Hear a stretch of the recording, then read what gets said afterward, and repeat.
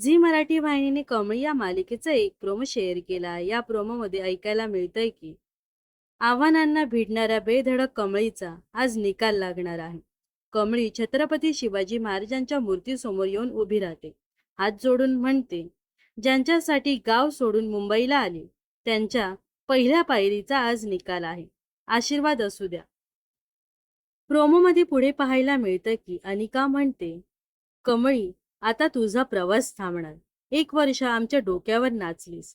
आता तू नापास होऊन थेट गावी जाणार.